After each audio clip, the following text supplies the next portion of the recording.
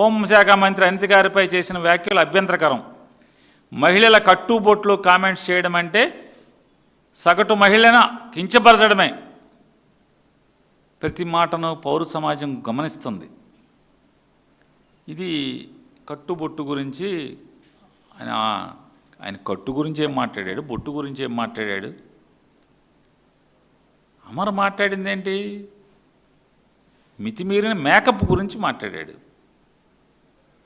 ఎందుకు మాట్లాడాడు ఆయన?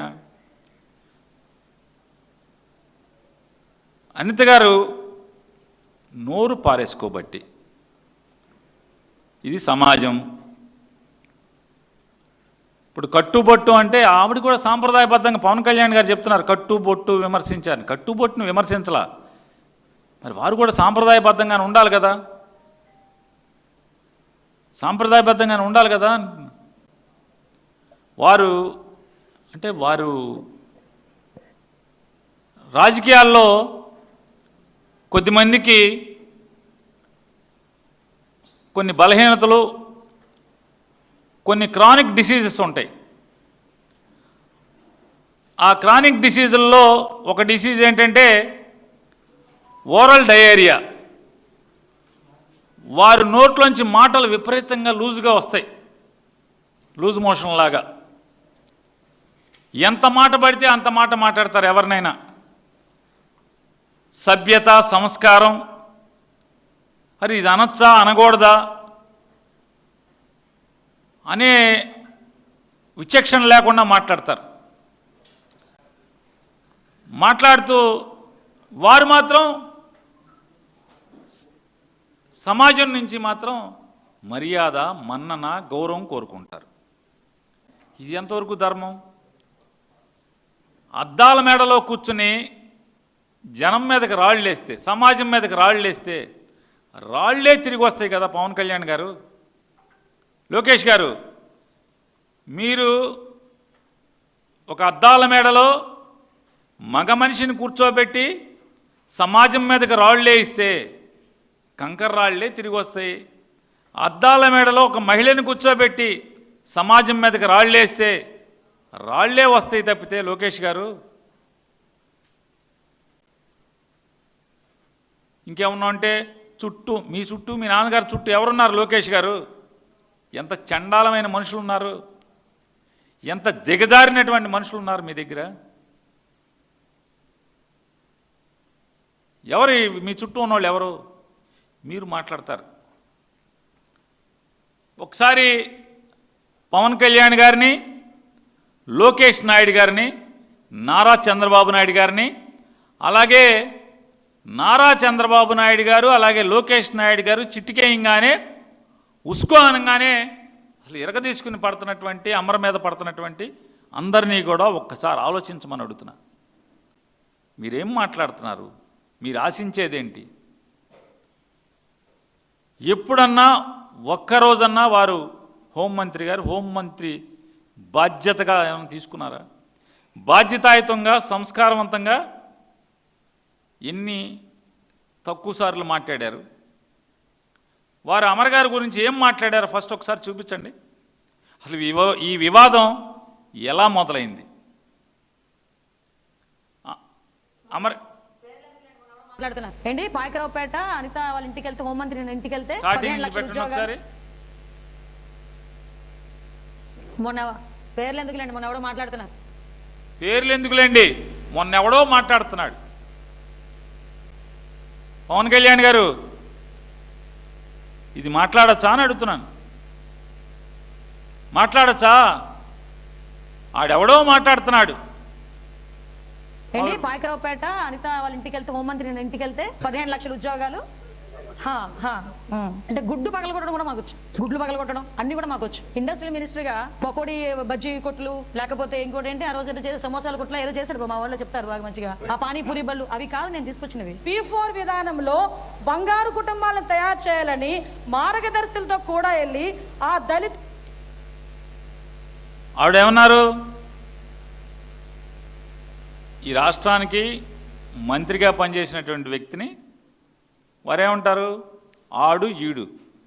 గుడ్లు కాకపోతే ఏది కావాలంటే అది పగలగొట్టుకోండి అనిత గారు, ఎవరు వద్దన్నారు? నీ ఇష్టం, గుడ్లు కాకపోతే గుడ్లు పగలగొట్టుకోండి, ఆమ్లెట్లు వేసుకోండి, లేకపోతే దాన్ని ఏమంటారు ఫ్రైడ్ రైస్ చేసుకోవచ్చు, అండా బుర్జీ చేసుకోవచ్చు, ఏం కావాలంటే అది చేసుకోండి, ఎవడు వద్దనలా. కాకపోతే నోటికి హద్దు ఉండాలి కదా అండి మంత్రి గారు.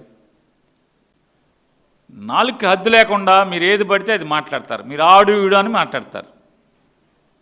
మీరు అలా కాకుండా మీరు సభ్యతగా విమర్శించండి, సభ్యతగా విమర్శించండి. నేను అనిత గారికి కూడా చెప్తున్నా ఒక్క మాట. అమ్మ అనిత గారు,